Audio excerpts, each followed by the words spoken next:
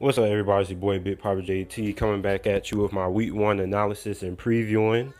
And I'm going to be previewing the Houston Texans versus the New England Patriots, which I'm going to have on my list of top 5 games to watch this week for week one.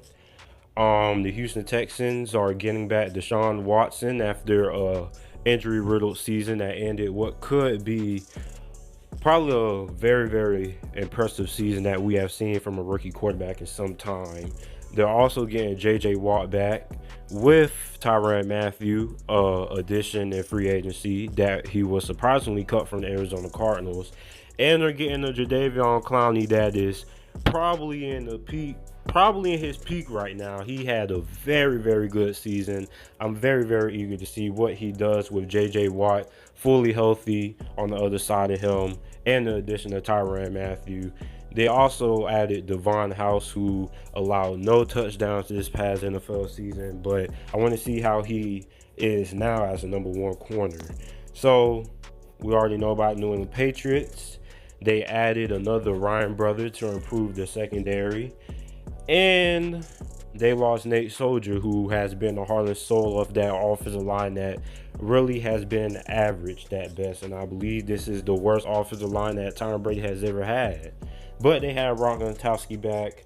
They got rid of Danny Amendola. So this is a very, very new look Patriots offense. But they still have Rock Gronkowski. So let's get to the offense and defensive comparison, comparing the Houston Texans offense to the New England Patriots defense. The Houston Texans last year, they were 20th in total offense, having 320 offensive yards per game. They were 21st passing the ball with 204.9 passing yards per game. They had 115.1 rushing yards per game, which was 14th in the NFL. And they had 21.1 points per game scored on offense. The New England Patriots were near the bottom in defense. They were 29th in total defense, allowing 366 yards per game. They allowed 251.3 passing yards per game, which was 30th in the NFL, and they allowed 114.8 rushing yards per game, but they allowed 18.5 points per game on defense, which was tied, I think it was top 5 or 6 in the NFL. So, comparing the New England Patriots offense to the Houston Texans defense, New England Patriots had the best offense in the NFL, going crazy with 394.2 offensive yards per game. They were second passing the ball, 276.1 passing yards per game. They had 118.1 rushing yards per game, which was 10th in the NFL, and they had 28.6 points per game, which was tied with the Eagles for the best in the NFL. The Houston Texans on the defensive side of the ball were 20th in total defense, allowing 346.6 yards per game. They were 24th stopping the pass, allowing 237.4 passing yards per game. And they were 13th stopping the run with 109.2 rushing yards per game that they allowed. And they allowed 27.3 points per game, which was one of the most in the NFL. So the keys to victory that each team needs to do to successfully win. One for the New England Patriots is protect Tom Brady.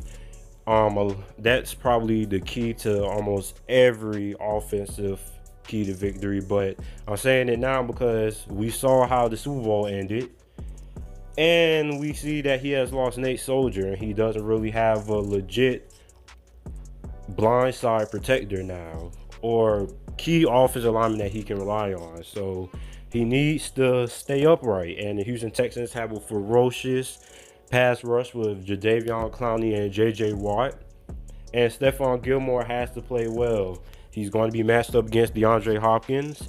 He is now the best corner on the New England Patriots. I think he matches up well with DeAndre Hopkins. They're both big, physical, not really fast guys. So I want to see how they match up against each other, and he has to have a big game. The New England Patriots also need to limit the big plays downfield because Deshaun Watson and the Houston Texans, before he got injured, were number one in the NFL in yards and plays over 20 plus, 30 plus, and 40 plus yards. So They need to limit the big plays. You don't want Deshaun Watson going back there becoming Magic Man and throwing the ball all over the field on your defense. And the Houston Texans, I feel they will be pretty well if they limit the penalties and turnovers, because we all know that the Patriots thrive on self-mistakes, the self-inflicted wounds.